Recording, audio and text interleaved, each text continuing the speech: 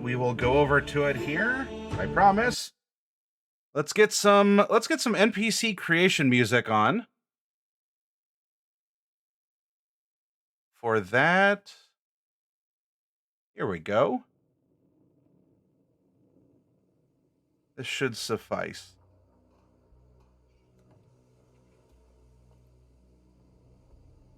Okay. Hi, everybody. It's good to see you again. I'm back if you are. Now, as we begin, you're not ready? Well, GMV, you're going to have to be. You're going to have to be.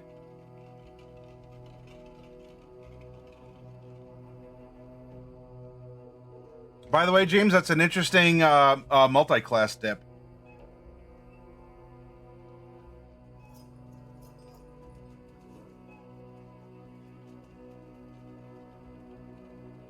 Now, to support the setting and also bridge us into next week's series on story building using everything that we've made so far, I wanted to end the workshop week by going over our NPC creation methods. And the reason for this is because NPCs, which the villain is an NPC that we're not going to make, we're not going to do our villain creation. That's going to be Wednesday. Or if you're watching this series on YouTube, hi YouTube, and it will be the next video to play for you in the playlist.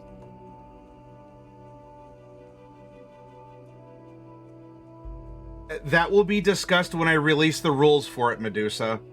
Effectively, everyone's starting with everything. The event isn't going to end for about 2 months. So there's going to be about 2 months to work on stuff for everyone. But I promise that information will be explicitly listed in our Discord, so that you and others can get in on it and think about what you want to do. All right. So yeah, we're going to end the setting building by creating NPCs, which could be somewhat as simple as a cabbage merchant who minds his own business and yet runs afoul of plot elements every now and again, or someone who is a mysterious and knowledgeable figure. Ooh. And maybe not the villain, but could be a rival, or could be antagonistic. All the same, I don't know until we make them. Everything we're making is going to build on the setting that we have worked on step by step this week, which itself was built on the characters that we made one by one, night by night together. So none of this has taken a lot of exertion, nor any special amount of brain power. And everything we're doing builds upon itself, making every next step easier and easier, because we don't have to think of these things in a vacuum. We have our notes for interesting NPC ties already from the characters that were handed to us via the character sheets. So these are the references that we will draw upon. And let's begin. We can always go back to them here. This is an interactive workshop, so I'm going to be calling on you all out in chat to furnish the elements of NPC creation.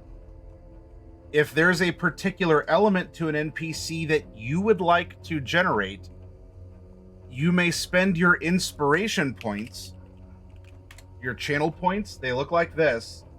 You may spend your inspiration points to lock in that role. Otherwise, I will call on people who are talking in chat. So if you want to roll, if you're here, if you're present, you want to participate with an easy to type dice command, let me know. Wave, say hi, post an emote. It looks like we do have Medusa Queen, GMV, and James Norse are here. Heretic Trance, Miller's probably still hanging out. Maybe Demon Quiller. Yeah, Demon Quiller there with the Ideal Bond and Flaw. So that will be... the Ideal Bond and Flaw is going to be a little bit different. Because there's an Ideal... Or there's actually an Ideal, a Bond, or a Flaw, and they're different. So, DQ, which of those do you wish to roll? Because those are going to be 3 different rolls and not all in one. Or you can redeem more channel points and lock them all in if you want.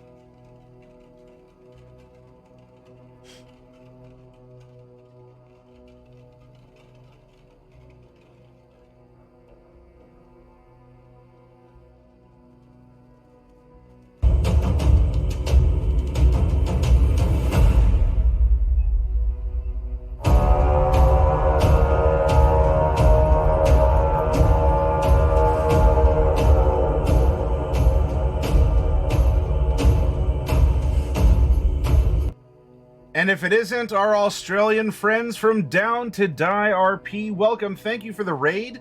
And Fire525, thank you for being a first-time chatter, coming in strong with that raid. Welcome, everyone. Raid and run. All right. Well, hopefully we can see you back here. We're just starting our workshop. Fire, if you would like to participate in our interactive workshop, I would love for you to be able to do that. And how, you might ask? I am literally a first-time chatter. Fire, if you're still hanging out with us after the raid, would you please type exclamation point 1D20 in chat? Exclamation point, number 1, letter D as in doggo, number 20.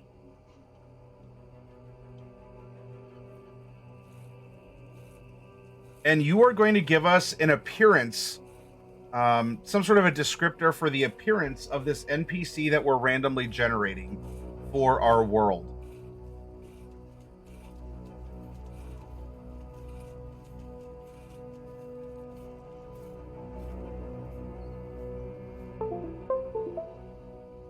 That was my computer.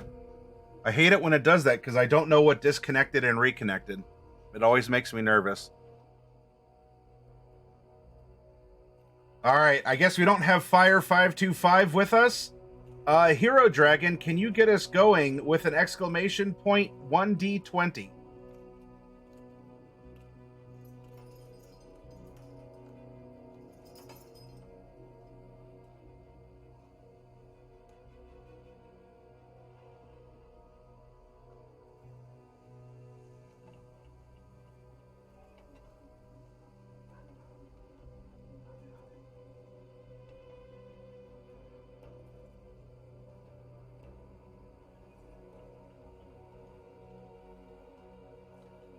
All right, they're dropping like flies, everyone. James Norse, can I get an exclamation point 1D20 in chat? Yep, everyone's dipped out. Oh, I gotta work? I didn't sign up for this. Jeez. Oh, disgusting. All right, a 15, says James. Unusual hair color. There we go. Now, what's unusual about it? I don't know.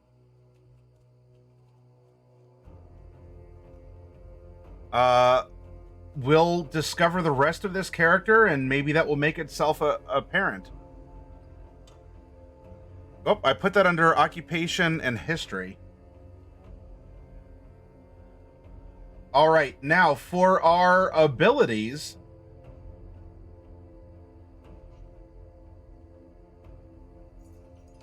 All right, Miller, it's past midnight, so you're going to have to wait until about 12 hours from now before I open this up again and cycle it. Heretic Trance.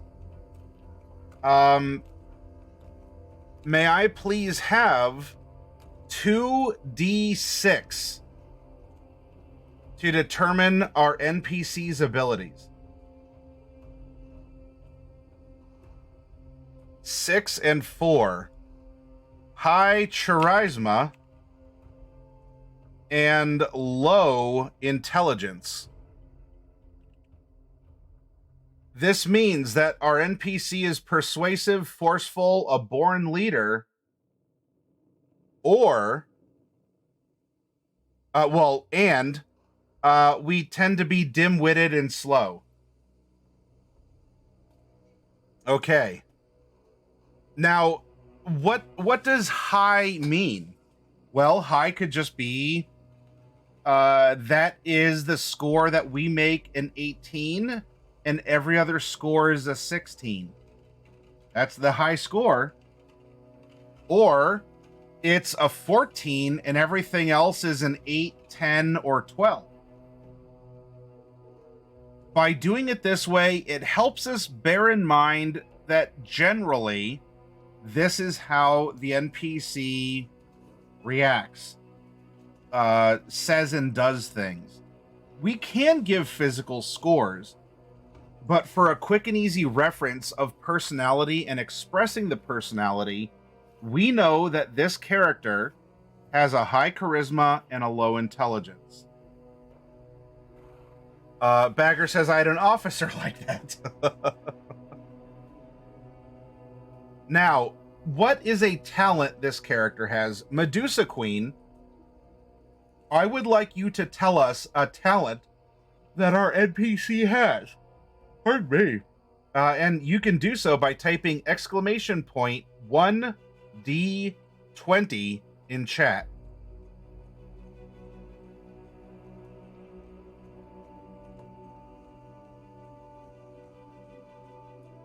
Lands on a 16, expert dart thrower and rock skipper.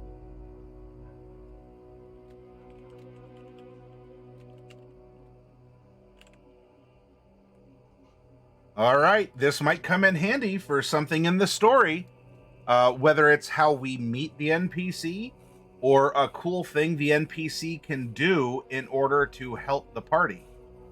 Or otherwise, it's just a fun thing to learn about someone. It makes them more memorable in the minds of your players. All right, mannerism was claimed. Mannerism was claimed by Belladonna. So go ahead and roll 1d20, and how is it? What is the mannerism of our NPC? You roll a 20 and it lands on a 20. Hi, Bruised Beef.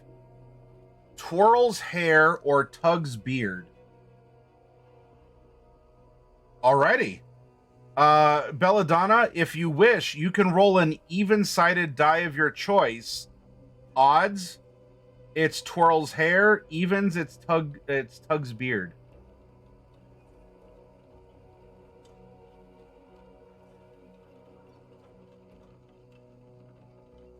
Evens, tugs beard.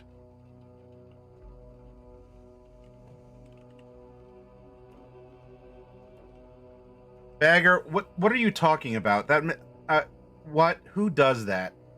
That makes no sense. That's completely unrelatable as a trait that people would have. Come on now.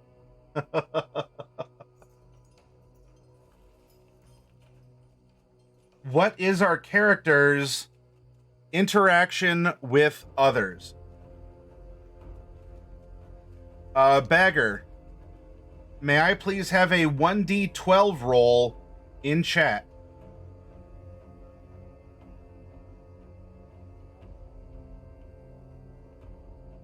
Lands on a 5. Curious. Curiouser and curiouser. Which, by the way, Heretic,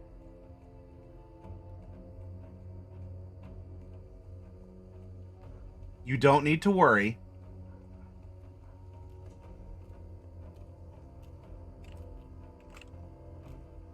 See? There we go.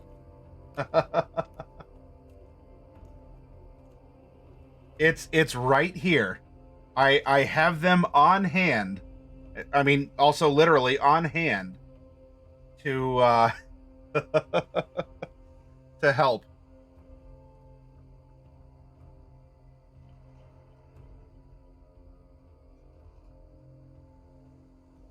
All right, useful knowledge. For right now, we are going to leave this blank. Now, as a storyteller, your NPC always conveniently knows what it needs to know in order to carry things along and to add to character development.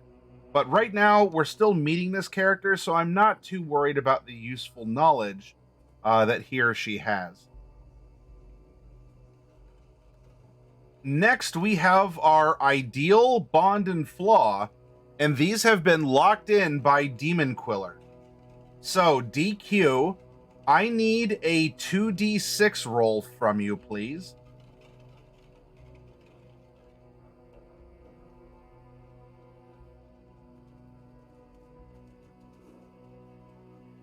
Two and 5. So we have an evil ideal of retribution.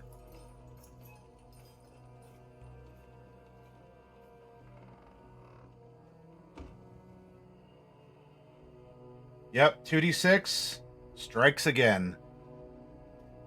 Next up, what is the bond that this NPC has? And that will be determined with a d10 roll next, DQ. No, that was commentary on what GMV said, DQ. I need a 1d10 roll from you, please.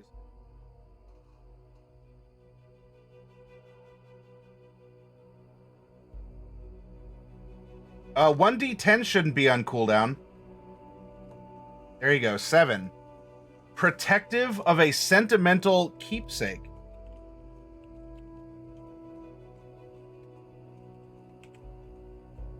And lastly, what is the flaw or secret of this character? And to determine that, we need a 1d12 roll.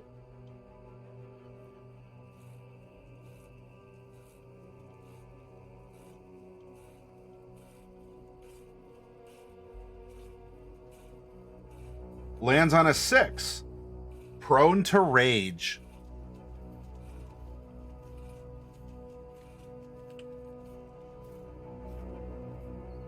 Now, we can stop the process here if we wish, because we generally know who our character is. We have many excellent descriptors that can fit on the on other physical traits that we might need for our story. However, the occupation and history we can summarize by listing out more of the physical qualities or other more traditional RPG stat block qualities of the character. Though, I don't want to just jump into that because already these traits can belong to anyone. These traits can belong to anyone. And so if you already know that you need a mischievous tiefling character, then that part of the character is already locked in for purposes of your story. Well, maybe not the mischievous part because we have other personality styles. But if you need a tiefling character, a tiefling NPC, and not just two PCs, then you can apply what we just generated to a tiefling just like we could to a dwarf, to a dragonborn, to a plasmoid, I believe they're called.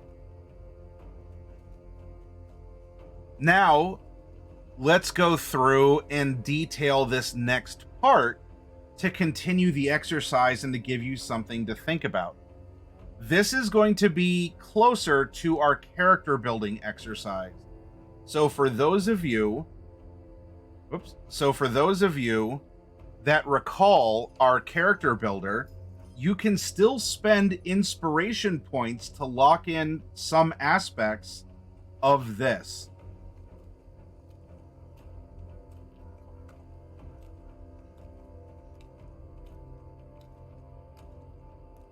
Oh, that'll be interesting, Miller. Miller, can you start us off with a 1d100 roll, please?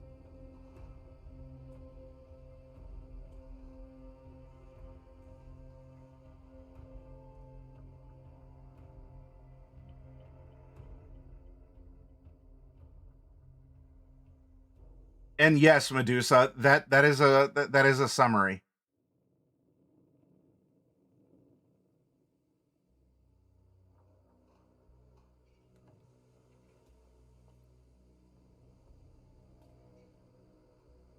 Miller, are you still with us? Can I get a percentile roll from you?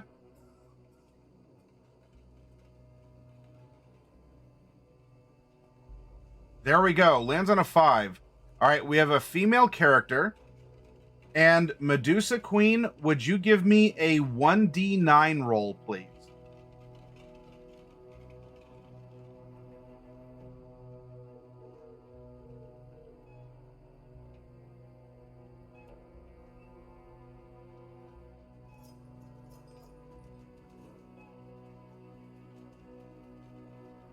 $10. All right, Medusa Queen, this is your choice. Or you can roll 1d9 again, but I think you have it might be a 30-second cooldown on the command. Although you could always just roll a 1d10, I suppose, if you want to make it random. Otherwise, you can choose from Dragonborn, Dwarf, Elf, Gnome, Half-Elf, Half-Orc, Halfling, Human, or Tiefling.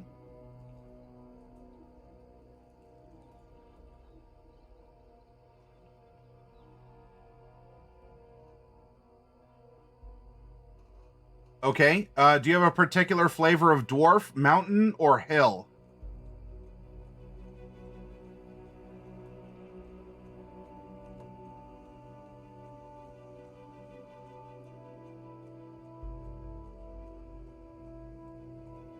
We're sticking with the player's handbook on this one, Medusa.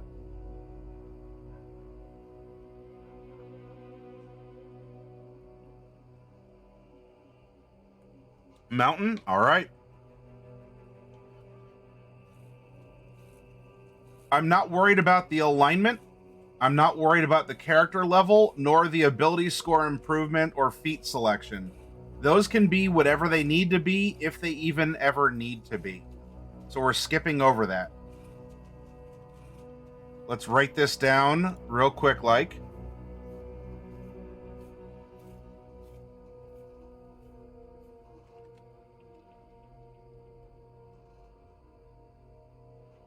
Actually, wait. I think I usually do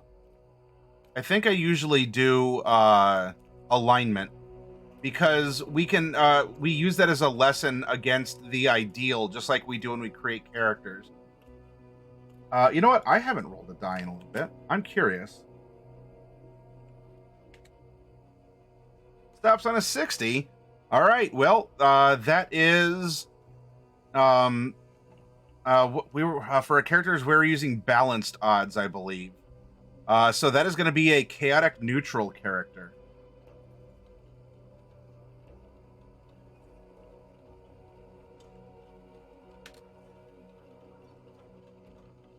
All right, now for our background, is there anyone here who hasn't yet rolled and would like to? GMV, have you rolled freestyle? Anyone else who came over in the raid from Down to Die? Is there anyone who hasn't rolled yet? Mana Buns, I don't know if you're still around. Sierra Echo, Velocity Arrow. For any of you who are lurking, I'd love to call on you. Hunter. All right. Jedi Prime, Bruised Beef, Rip Artist is here too. All right. Bruised Beef was the first one to say me. I'd like 1d20 roll from you, Bruised Beef.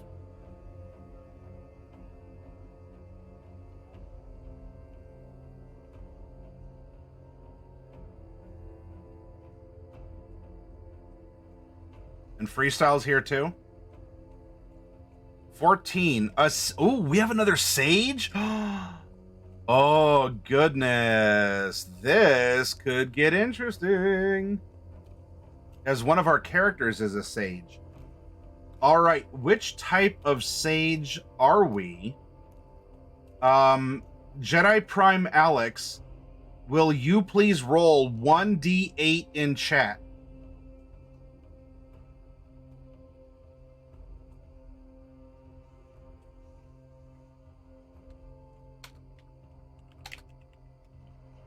Lands on a 2. All right. We'll look up what the 2 is in a moment. But we know that we are this. All right. Next up, we have Hunter. Hunter, may I please have a 1d12 roll in chat? Then I will call on GMV next after Hunter.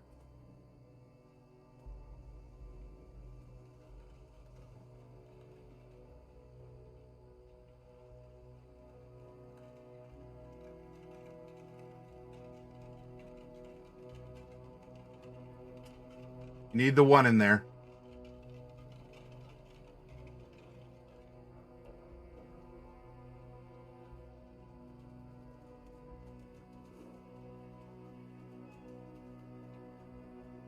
Lands on a 5. A fighter? Interesting. Okay. Now, GMV, which type of fighter do we have? I need you to type 1d3 in chat. Exclamation point 1d3. Or exclamation point wishes, if you wish.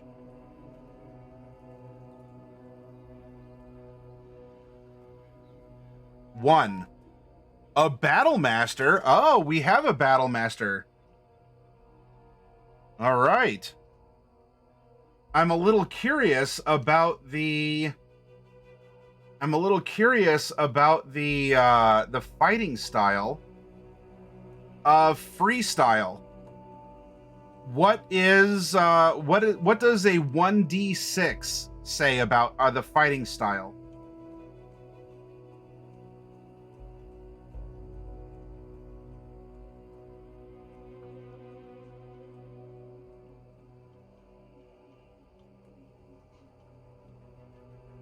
Stops on a 2.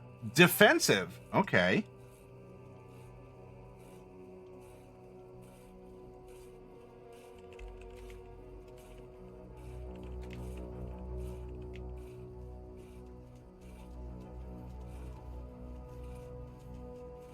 And then, Rip Artist, may I please have you roll 1d100 in chat? And hi, Goblin of Gygaxanor. Exclamation point 1d100.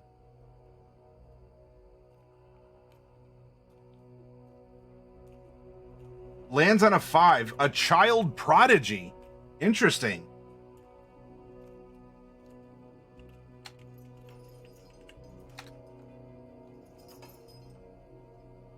So we have a young person here.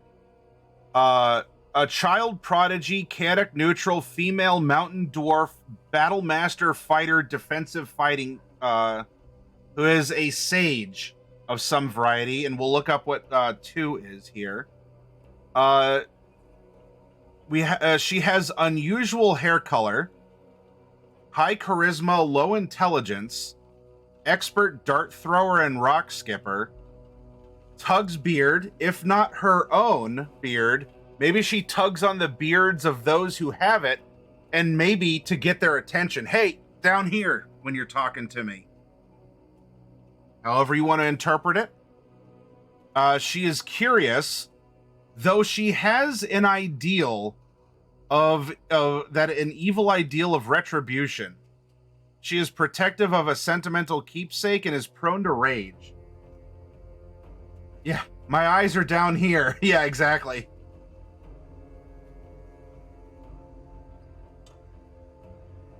Yeah, it could be her own, Belladonna.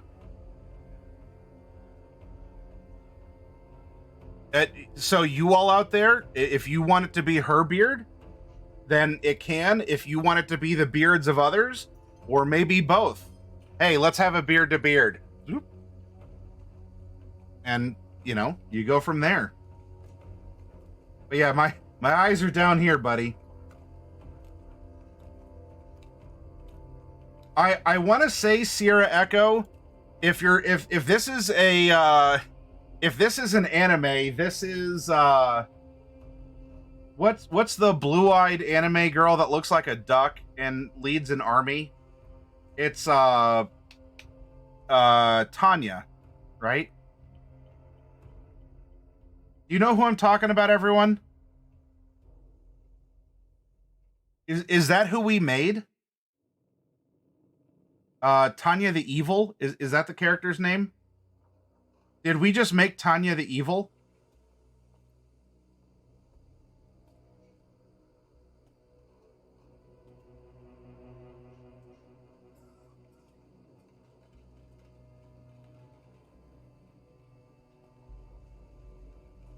Yeah, it's kind of an isekai, right? The one who gets reincarnated from a salesman.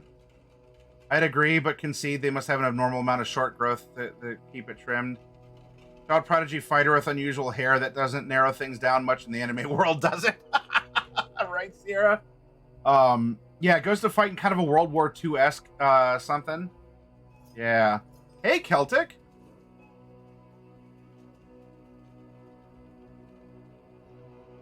$48 months. Hey, Celtic lady, you just got your red belt. Congratulations on that. Everyone, congratulate Celtic. She's earned her red belt today.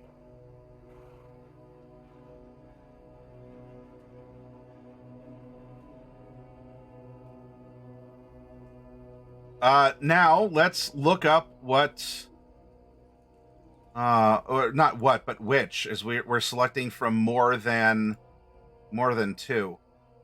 We're looking up Sage.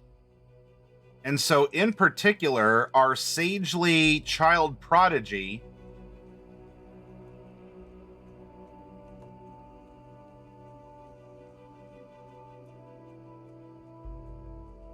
is an astronomer.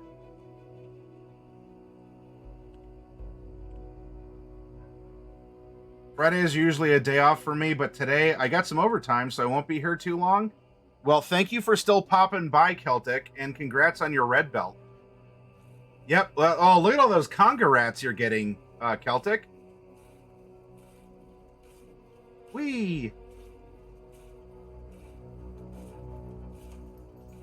All the conga rats. Well, now this is a very... Hey, Decoder! This is a very interesting NPC for our world. We have a child prodigy, chaotic neutral, female mountain dwarf, battle master, defensive fighting style fighter, who is a sage, in particular an astronomer. She has an unusual hair color, high charisma, low intelligence, expert dart thrower and rock skipper, tugs her beard and or the beards of others. She has a very curious disposition. She does have some evil ideal of retribution. So I wonder if this isn't something like Tanya. I think it's the saga of Tanya. You know, I'm going to look this up. Hang on a second. This is going to bug me. Tanya the Evil. So yeah, the anime is called The Saga of Tanya the Evil.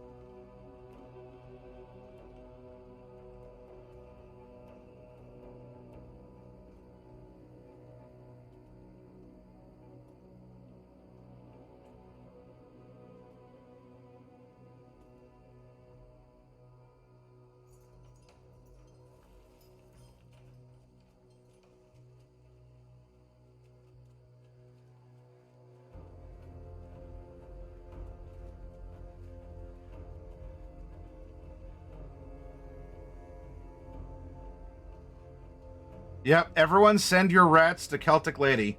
I had to put new tires on my car. I have to make up the difference. Well, at least you're good for another, what, 50 to 75,000 miles? Yeah, two for 500. Medusa, we just finished our first NPC. Now, I wonder where in this economy or cultural society do you think this character would fit? Remember, in our setting, it's an Arctic area on the sea, but the area in the adventuring area in question is kept in a kind of homeostasis by this magical crystal that sticks up out of the water. There's a giant glacier that consistently moves down a mountain and is producing water, gems, and stone and everything else in this very unusual land. And we know that it was halflings were the conquerors of this area, presumably from the half elves, which I think we're describing more like how the Numenorians in Tolkien's world, kind of just longer lived humans, or it would be kind of like biblical humans who were consistently living past 100. So where does she come into play? Was she a part of the conquering war? Did she live here before and was here when the halflings conquered? Maybe she found herself here on an expedition from following the glacier, because maybe there's some dwarves who live on the other side of the mountain that the glacier starts.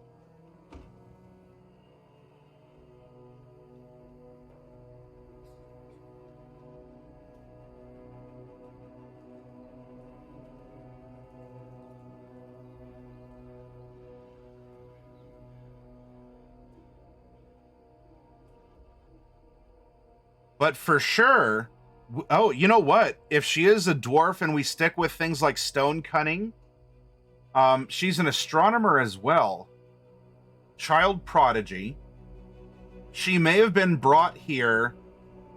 She may have been brought here to help evaluate the gems and minerals that are very literally pouring into the place. But maybe she's taken to using those gems or finding a way to look at the stars. Maybe she's one of her first projects that she made with the gems was like a solar system or something, that might light up or spin or things like that. But maybe she's just done a lot of traveling, so she's had to learn how to live in harsh environments, which explains why she is this battle master fighter, defensive style, probably because her parents told her, stick close, stick with us, we'll protect you, and that has been ingrained in her. Though I would have to imagine for this NPC, if she does have the evil ideal of retribution, I wonder if something happened to one or both of her parents. Were they caught up in something? Did they die in a tragic accident by the tyrannical autocrat of the place? Maybe, in fact, they were the retainers of the crystal. So they were here. They understood more about the crystal, perhaps because of who and what they are, and they were caught up in this war of the halflings, and maybe her parents died in the war, and so she's pretending to get along as she continues to age, but she's been growing up and training herself for the day when she can get retribution on the halfling autocrat that when the Fire Nation attacked, kind of a situation. Telescope, look out to the far plains, even, says James. No dead parents cliche, says DQ. In that case, then she is, if you don't want that, that's perfectly fine. She's getting retribution for someone or something else, if not a dead parent situation.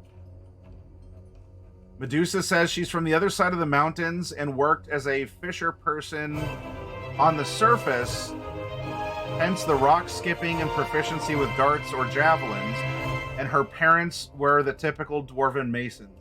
And Decoder, thank you for gifting that sub to Malice Conspiracy. Though, of course, that begs the question that is asked of you from our goblin. Is you're for real? Though, thank you for making our prize goblin embiggen with excitement, Decoder. I'm sure that is quite the compliment, and you should have a blushing smile for it.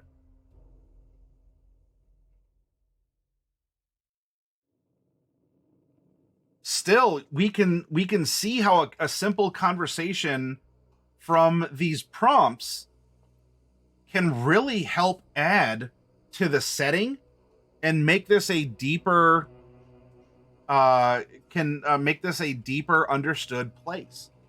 And she may not necessarily be the good guy style NPC, but I believe she has a lot of information or services that she can offer the party.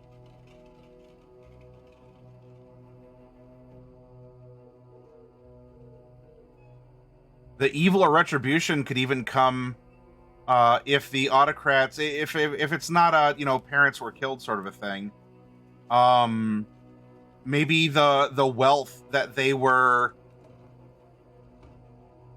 garnering by fishing, as Medusa Queen suggested, or examining the stone and rock, or maybe she's just the one who went fishing.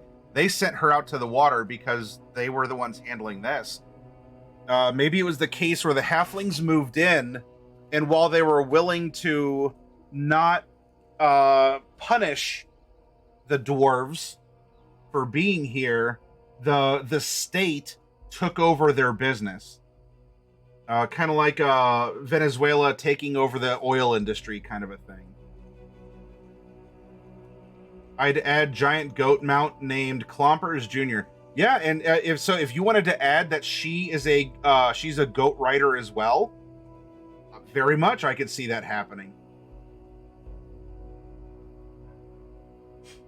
All right, now we're going to do this exercise for one more NPC, and you could do this 100 times to fill out your roster for your setting. However, this time we're going to start here and then build out so that you can understand the difference in doing it in different orders. Bane, hello. Bane, I would like you to get us going by typing exclamation point 1D100.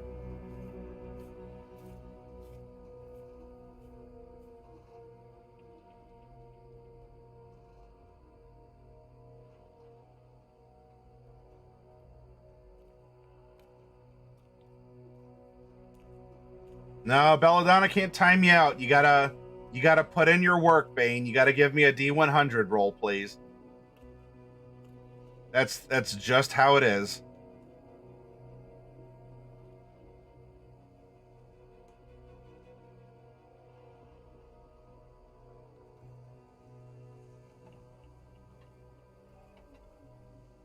$45. All right, we have another female NPC. And you know what, Medusa, you rolled last time for this. Why don't we roll again? Medusa, will you please type exclamation point 1D9 in chat?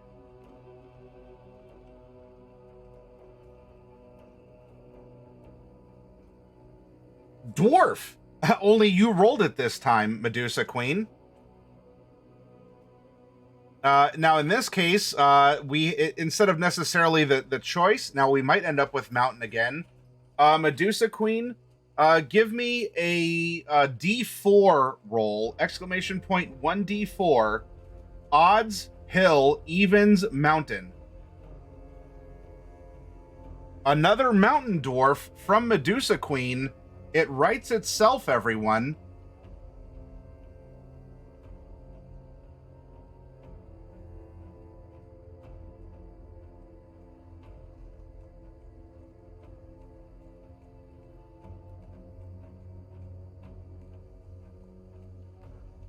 Rip Artist, may I please have an exclamation point 1D100 in chat?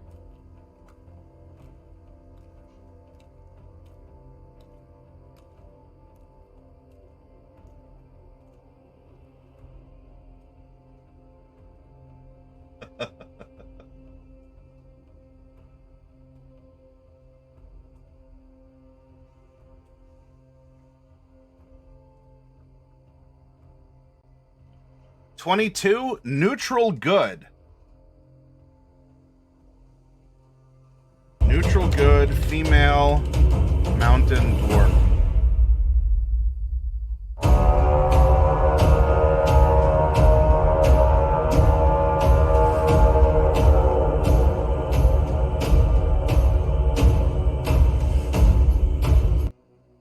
Welcome to Storm's Fate. Thank you for the raid.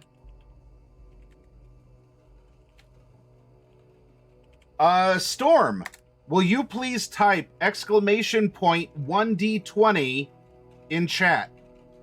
That is the penalty for raiding in. You have to do some work. I didn't know you were here, Raven. 16. Sailor Pirate? Oh, this is... The story is writing itself. We have our NPCs who can very directly relate to at least two of our characters. Okay.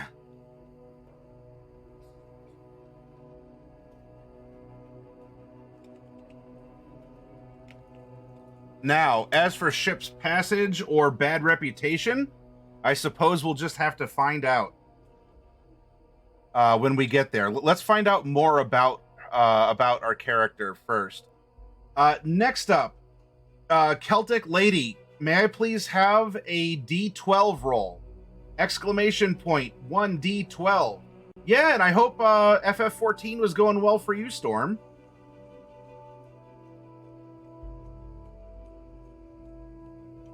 Lands on an 8. A ranger. Okay. And which type of ranger are we going to have? Celtic, I would like you to give me a D4 roll. Exclamation point 1D4. Odds, Beastmaster, evens, Hunter. We have a Hunter.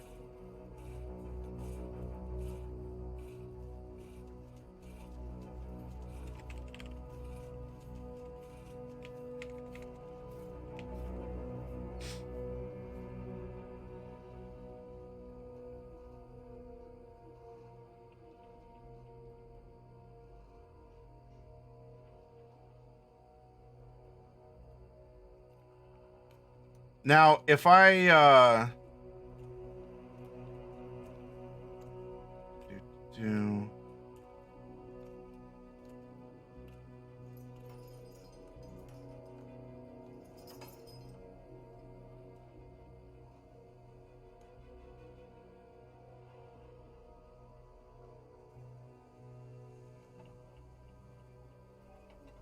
Yeah, we are missing Arctic from this list, and I believe we're missing a fighting style as well.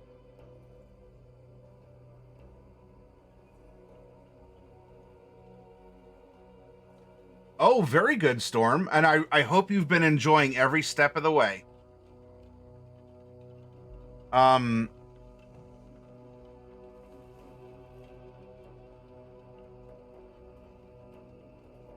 Now, things like favorite enemy, natural explorer, these might, I mean, beyond probably the obvious, like Coast for a pirate that's a ranger, or perhaps two humanoids as well. These are things that it can be rolled. I mean, monstrosities, maybe as a pirate, she hunts sea creatures or things along those lines. We can roll from the number that she gets is going to be up for the level. I'm not worried about the level right now. We're going to presume that her natural explorer and favorite enemies are going to be piratey things. But fighting style, I would like to know a little bit more of as well. So next roll, Belladonna, I would like you to roll 1d6. And I need to find out for rangers which fighting style I am missing here. 1, 2, or I guess we have we actually have an extra one. Archery, defense, dueling, 2 weapon fighting. 1, 2. Oh, it's because Arctic was accidentally put in fighting style. All right, Wolf Queen, I'm sorry. It's supposed to be a D4 because Arctic was accidentally put in fighting style instead of natural explorer. So give me a D4 roll instead.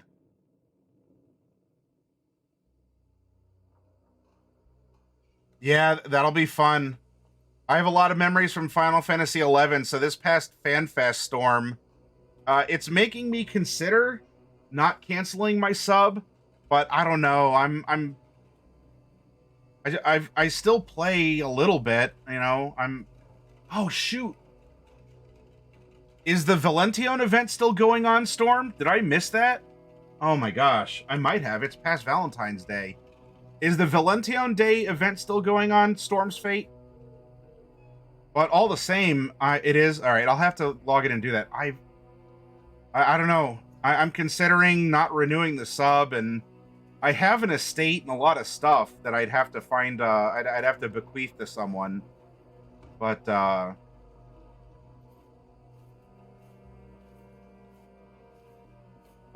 you know, I am very nostalgic for Final Fantasy XI, but you know, just priorities in life. You know. Lands on a 1. Archery. All right, so we have an arching ranger.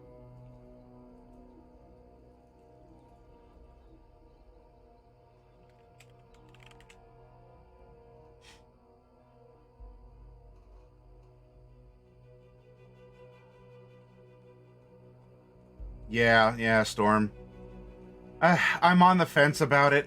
In all honesty, I am. I'm not just saying this as a dismissive thing. Like, I want to do it, but when am I going to have the time to do it? I'm trying to scrape by as a business, just because it has been such a time, and yeah. All right, let's have one more roll. Sierra Echo, may I please have a 1D100 roll from you for our age category?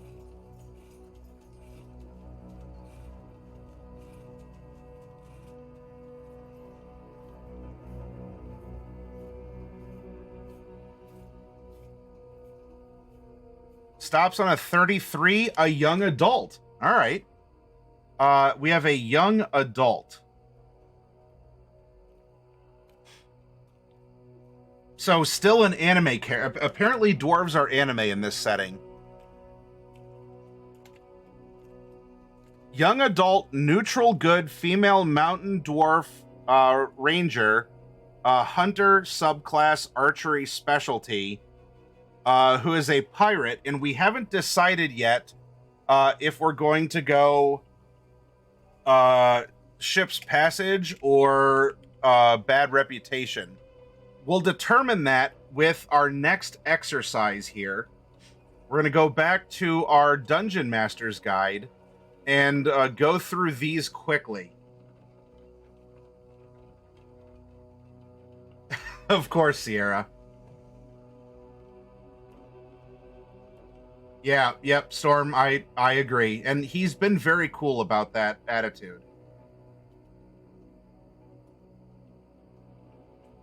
All right. In fact, Storm's Fate, get us going here, please, by typing in exclamation point 1D100. I put a bunch of extra stuff in it. Whatever do you mean, Bane? Whatever do you mean? Stops on a 40 on a D20 roll. Very interesting result.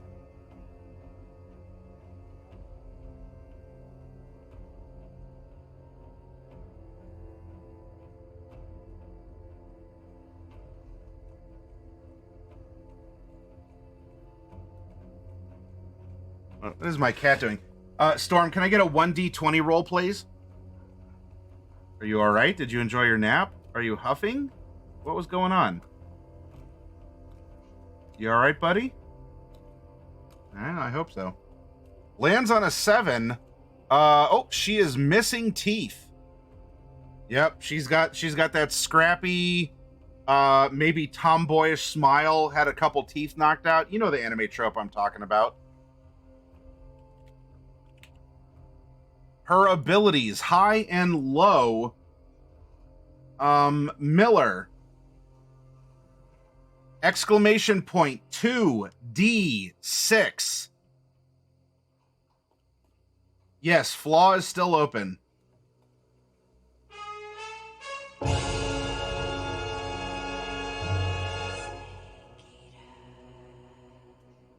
And Killanova 18, thank you very much for the follow. Welcome to the Hero Zone. Killanova, would you like to participate in this? 4 and 4.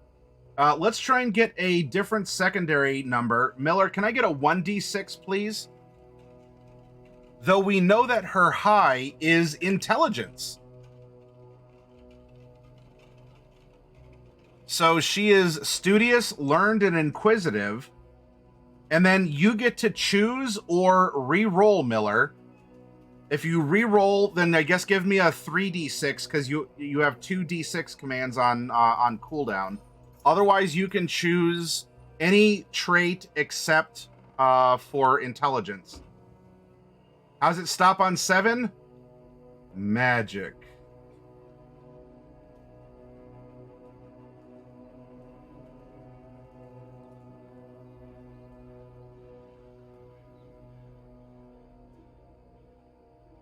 All right. She is high intelligence, low strength. Now, what about her talent? What is she particularly good at? Bruised beef. May I please have a 1d20 roll in chat? So let's see, if our first NPC, we kind of accidentally made Tanya the evil. I wonder who we're making this time around. Lands on an 18. A skilled actor and master of disguise.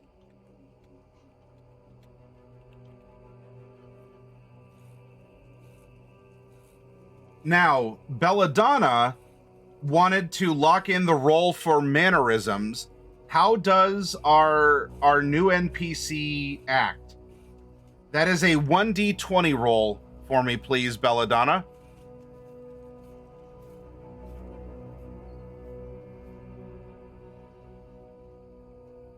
Lands on a 9. Frequently uses the wrong word.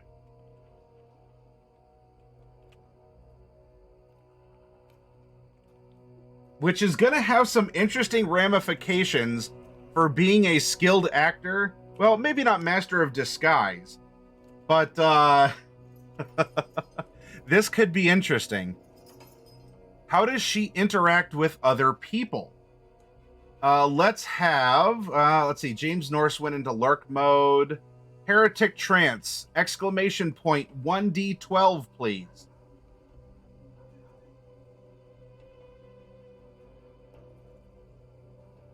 Lands on a 13. So that is a reroll. And a reroll, you can do a 2d12 because 1d12 is on cooldown. Or you can choose argumentative, arrogant, blustering, rude, curious, friendly, honest, hot-tempered, irritable, ponderous, quiet, or suspicious.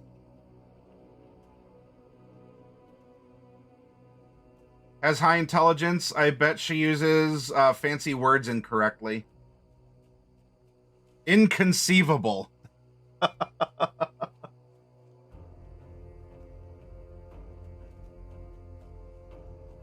All right, so she is blustering.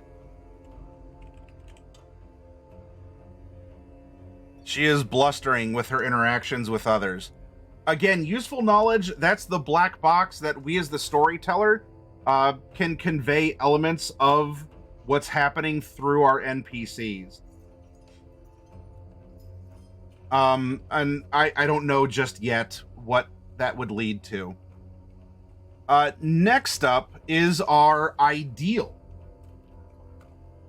Killanova, did you want in on this? You did follow, I appreciate it. You're welcome to help us out in the workshop with a die roll. Otherwise, is there someone out there that hasn't rolled yet for this NPC? Celtic Lady, if you're still around, perhaps. Freestyle HQ. If there are others, I'd love to call on you. Decoder. Uh-oh. I knows you, the Halfling Wizard. Yes, you want to maybe all hang out togethering? Halfling Wizard, if you would like to... if you'd like to help out in the workshop as well. Hello! All right. Halfling Wizard, will you please type exclamation point 2, the letter D is in doggo, and then the number 6. 2d6. Exclamation point 2d6. 2 and 4, another evil ideal. Pain. Decoder, is you're for real? I am begging with excitement at the Halfling Wizard joining us, yes? Enjoy, and thank you, Decoder, for gifting that sub. That means a lot to me, and hopefully our Halfling Wizard, who has started a journey with that yellow stripe belt. And yes, now, you may be a halfling, my dear wizard, but you too can go into goblin mode with your emotes. If you check them, you have plenty of emotes. In fact, you all can conga rat the halfling wizard as well. So she has this ideal of evil and pain. Is this because she perhaps seeks power, or she wants other people to hurt like she does? We have a young adult, so she could be going through edgy teen years, and questions about growing older and such. So it might just be that kind of a phase where she tries to hide her pain or inflict it on others. Could be something along those lines. And it's interesting now. Both the NPCs we made could almost be in that student age of our sage character, our sage PC that we made earlier, such that the NPCs could be followers, or at least fall under the tutelage of this character, and to help ground her, because otherwise she could be very dangerous with her disposition. Yep, she does find that she has a beard where there was none before as she's continuing to grow up. That's true. Now, what about our bond? Let's have Decoder. Decoder, what is the bond that our NPC has to this area? Exclamation point 1d10. Yeah, it's not a phase. No one understands me. God.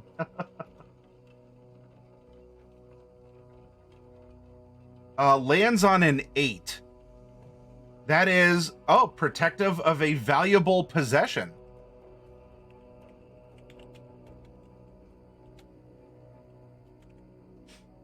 Protective of a valuable possession. My precious.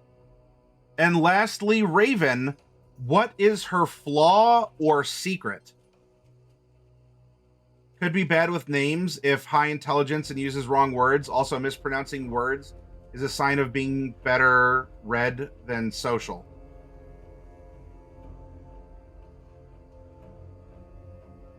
Lands on a 10. Oh, a secret crime or misdeed. All right, Medusa. Medusa, make sure you keep your eye open on our Tiamat event channel, and I will post our entries for it sometime here tonight, hopefully. And you and others can start getting your entries in for the big $400 pre-painted Gargantuan Tiamat giveaway. All right, so her flaw or secret, she has a secret crime or misdeed. So if she is a master of disguise, she is blustering around others. Something happened such that she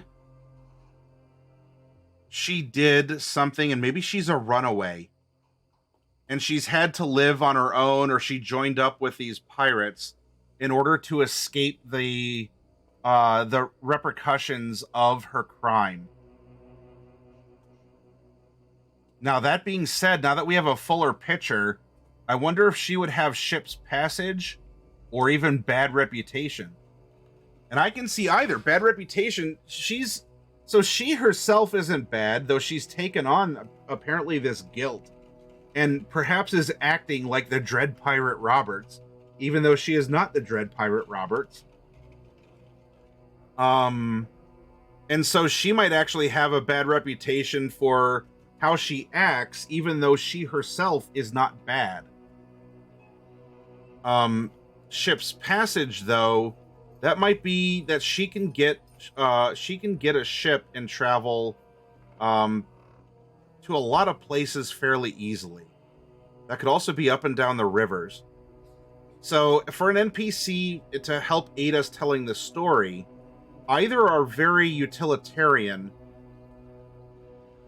I do like imagining the bad reputation, especially because our PC pirate has that. But I could also see where that might conflict or go against what the player is experiencing.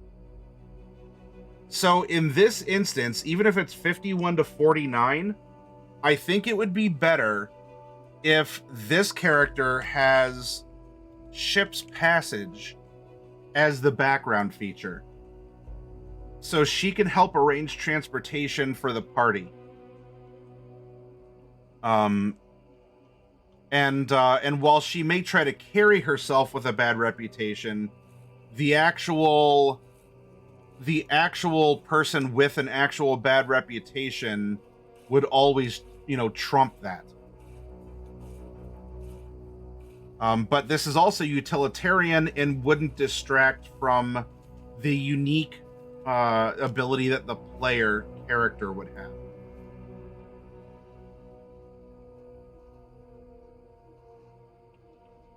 You see bad reputation as more of a story hook for an NPC? I could see it as the story hook. So in this case, if we give her ship's passage, that still would be... it would fit what we've generated for her, but she would be able to offer something other and different to facilitate the party and the telling of the story. And because we already have a player character with bad reputation, it wouldn't interfere with his.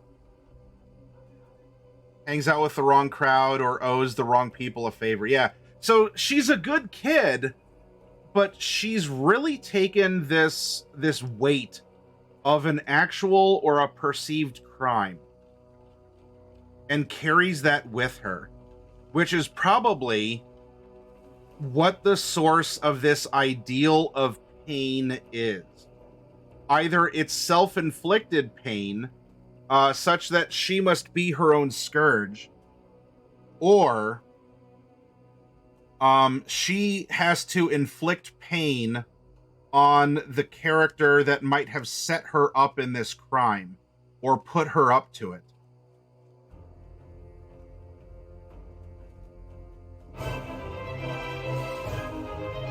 Decoder, thank you very much.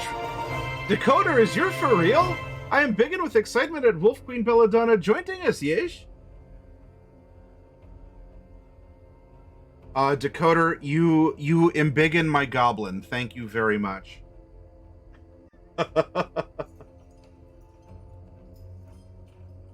If not by rank, then by lifestyle, Miller.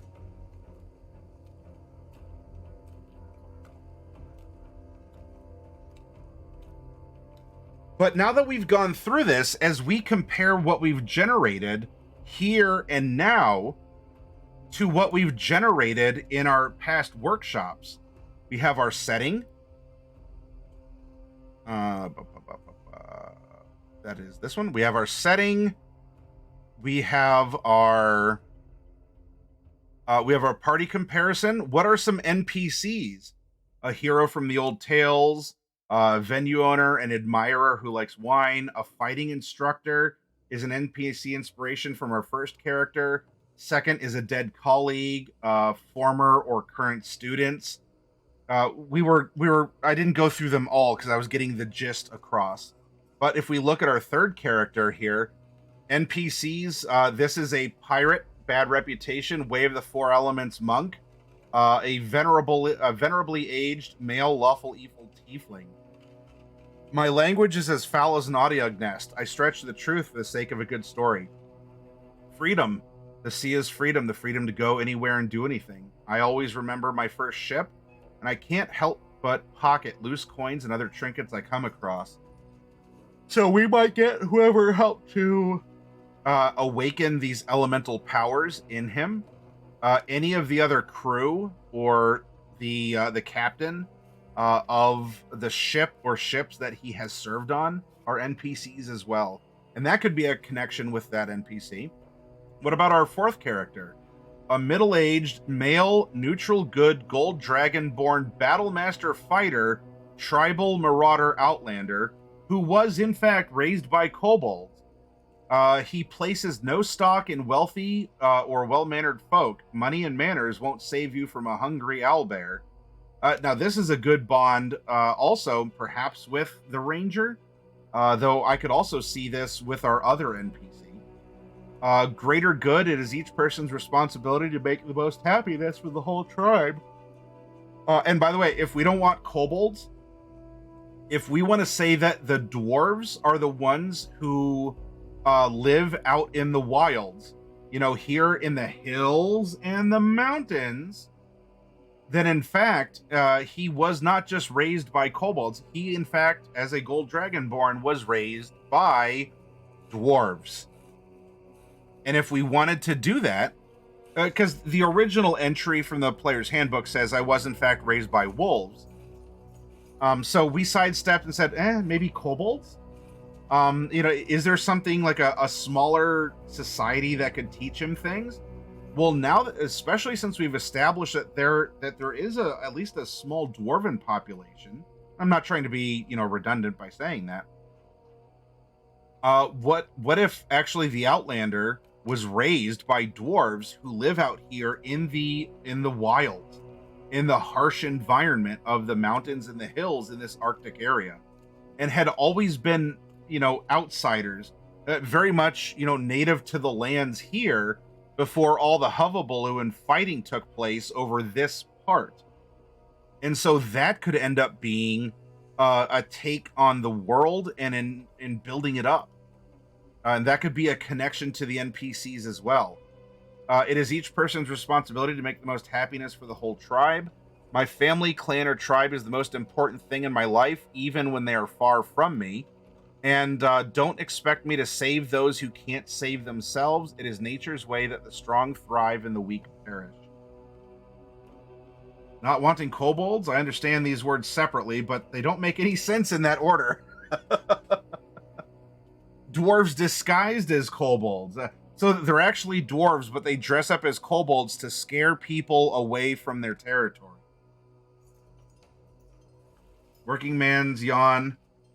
Oh, now that you say that, don't mind if I do, Dakota. 3 days in a row. Might want to get some rest. I will soonish, hopefully. My daughter created a very interesting society of Dragonborn this week. Her dragonkin live in an ant-like colony, and every 10 years or so, about 10 females get raised to be queens and sent away from the colony. When they reach their adulthood, go forth and make new colonies. It's coherent and it works out really well, Celtic. I hope that she feels really awesome about creating that kind of a society. Dwarves are actually 3 kobolds in a trench coat. They just stand next to each other instead of on each other's shoulders. Isn't there a band called 3 Kobolds Wide? Right? Wasn't that like an alternative rock band from the late 90s? 3 Kobolds Wide?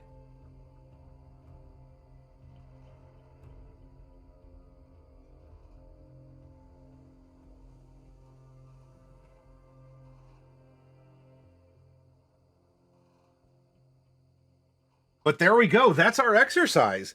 And I hope you can see that if you generate it from one aspect of the NPC or the other, you still get interesting results And if you have your notes from every other step before, then it makes sense. It works together. The story will write itself, and you'll get some very organic growth that doesn't leave you going, if only,